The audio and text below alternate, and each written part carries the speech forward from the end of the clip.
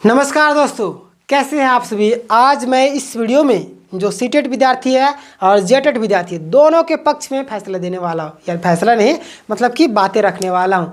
आप लोगों को क्या लगेगा लास्ट में अपनी राय ज़रूर दीजिएगा, क्योंकि आज मैं जो तर्क रखूँगा ना आप लोगों को लास्ट तक पता चल जाएगी कि आपके पक्ष में किन रीजनों की वजह से फैसला आ सकती है और आपके पक्ष में किन रीजनों की वजह से फैसला नहीं आ सकती है। ठीक है, तो यहाँ पे जो कुछ क्वेश्चन है जो कि छात्र कमेंट के माध्यम से पूछते हैं और मैं उसका जवाब देने की कोशिश करता हूँ। ठीक है, देखिए झारखंड शिक्षक भर्ती संकट में, ठीक है, ये तो आप सभी जानते हैं कि संकट में है ही, लेकिन आज जो नोटिस आया है जिसमें सिर्फ जेटेट वालों के पक्ष से फैसला आया। ठीक है, जेएसएससी एक ऑफिशियल नोटिस भी जारी की है जिनमें बताई कि हम सुप्रीम कोर्ट के आदेश के अनुसार सारे कार्य को करेंगे। ठीक है, चाहे आप लोग कुछ भी कर दीजिए। अब जेएसएससी अपने हिसाब से काम करती है, आप सभी को मालूम होगा। सीजीएल को लेकर भी आप सभी ये भी जानते होंगे कि जेएसएससी सीजीएल में डीवी करवाने के लिए ऐसा लग रहा था कि इंडिया पाकिस्तान का बॉर्डर बना दिया गया, इस तरीके से बैरिकेड लगाया गया था।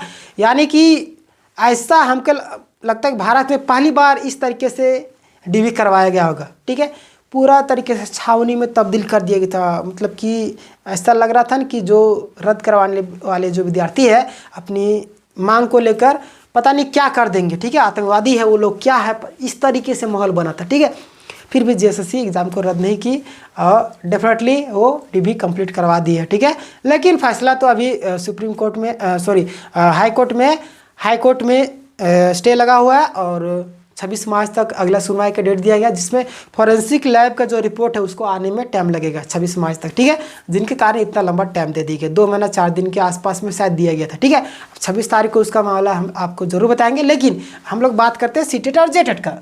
ठीक है, आखिर सीटेट के साथ जेटेट के जो छात्र है वो भी क्यों रद्द करवाना चाहते हैं वैकेंसी को। ठीक है, ये पहला प्रश्न था जिनमें विद्यार्थी बता रहे थे कि जो सीटेट और जेटेट वाले विद्यार्थी है, ठीक है, दोनों ही इस एग्ज़ाम को यानी कि जो वैकेंसी हुई उसको रद्द करवाना चाहते हैं। आखिर ऐसा क्यों? आप सभी जानते हैं कि झारखंड में वैकेंसी निकाली जाती है जेटेट के बारे में, यानी कि जो भी जेटेट पास है वो भी थी सहायक आचार्य में फॉर्म को फिलअप कर सकते हैं। ठीक है, अब देखिए यहाँ पे फॉर्म फिलअप हो जाता है, सेट भी बंद हो जाता है, यहाँ तक तो ठीक था। ठीक है, झारखंड वालों के यानी कि जेटेट वालों के पक्ष में फैसला जा रहा था। अब जो है सीटेट वाले विद्यार्थी अब थोड़ा सा दुखी हो जाते हैं, बोलते हैं कि हमारी क्या गलती है, अगर आप झारखंड में जेटेट का एलिजिबिलिटी यानी कि पात्रता परीक्षा आप नहीं ले रहे हैं, इसमें हमारा गलती तो है नहीं।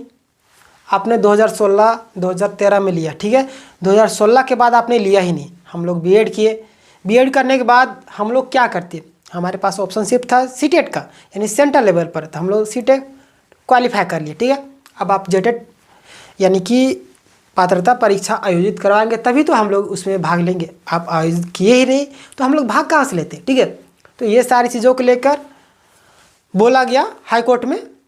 ठीक है, जिनके कारण बोले कि ठीक है, सरकार को बोला गया कि देखिए जेटेट वालों के पक्ष में तो आप लोग वैकेंसी निकाल दिए, लेकिन सीटेट वाले विद्यार्थी ये प्रॉब्लम बता रहे, तो क्या ये सही है? अगर आप झारखंड में जेटेट का एग्ज़ाम यानी कि पात्रता परीक्षा नहीं ले रहे तो जो सीटेट वाले विद्यार्थी वो मान्य होंगे। ठीक है, तो वहाँ से आदेश आ जाता है जिनके कारण बंद हुए सेट को फिर से रीओपन कर दिया जाता है। ठीक है, अब देखिए मामला यहाँ पर फंसेगा। ठीक है, लास्ट तक आपको सारी चीज़ें क्लियर होने वाली। ठीक है, और मैं आपको बताऊंगी बहुत सारी चीज़ें जिनमें लगेगा कि किनके पक्ष से फैसला आने की संभावना नहीं है। फिलहाल अभी तो जेटेट के पक्ष से फैसला आ चुका है। ठीक है, अब देखिए जेटेट का जो वैलिडिटी था 5 वर्ष का था।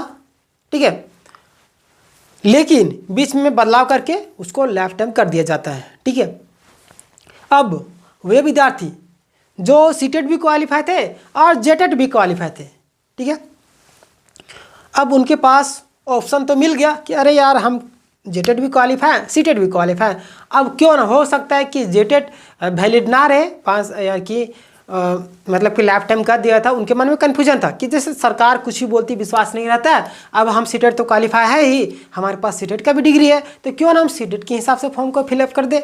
उसमें बोला गया था आप लोग अगर गलती है तो आप लोग फिर से फॉर्म फिलअप कर सकते, सुधार कर सकते। ठीक है, तो जो सीटेट वाले विद्यार्थी यानी कि जेटेट दोनों क्वालिफाई थे वो जेटेट के हिसाब से शुरू में फॉर्म फिलअप किए थे, अब क्या कर दिए फिर से फॉर्म फिलअप कर दिए और सीटेट के हिसाब से कर दिए। अब मामला यहाँ पे फंस गया। अब जो है इसी तरीके से फॉर्म फिलअप हुआ। सीटेट वाले तो सीटेट के हिसाब से फॉर्म फिलअप किए ही, लेकिन जो जेटेट भी थे वो सीटेट भी थे, तो सीटेट के हिसाब से फॉर्म फिलअप किए।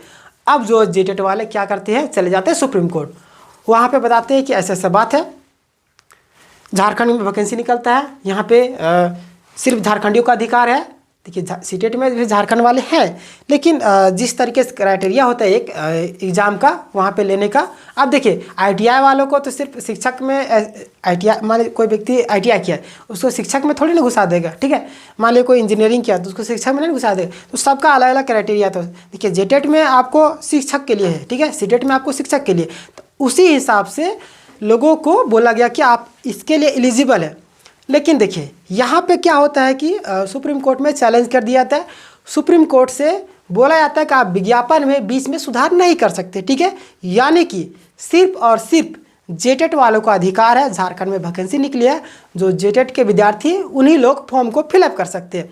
अब जो सीटेट वाले विद्यार्थी को बाहर कर दिया जाता है और सीटेट वाले जो विद्यार्थी हैं वो फिर से याचिका दायर करने में 5-5 हज़ार रुपये जमा करें, ठीक है, वो फिर से जाएंगे सुप्रीम कोर्ट।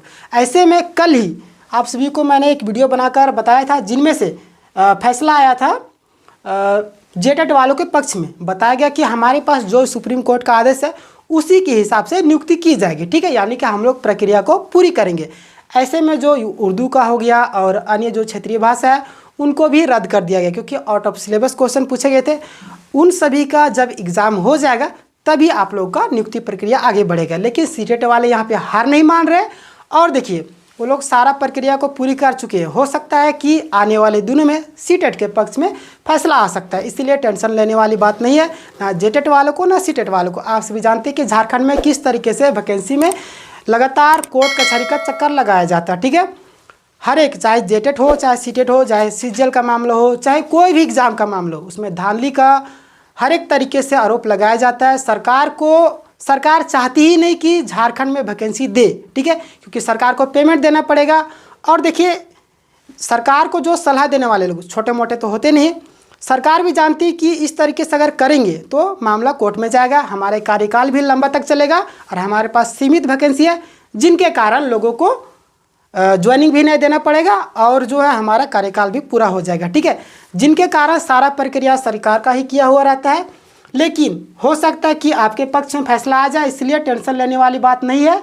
आप लोग सब्र कीजिए। और सीटेट वाले जो भी आप लोग अगर याचिकाकर्ता बनना चाहते हैं तो मैंने पिछला वीडियो बनाया है, जिसमें से आप लोग को नंबर भी दिया हुआ है, आप लोग डिस्क्रिप्शन में लिंक दिया हुआ है, आप लोग वहां पे जाके उनसे कांटेक्ट कर सकते हैं, ठीक है।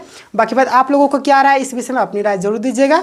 मिलेंगे नेक्स्ट वीडियो में, तब तक के लिए धन्यवाद, अपना ख्याल रखिएगा। जय हिंद, जय भारत।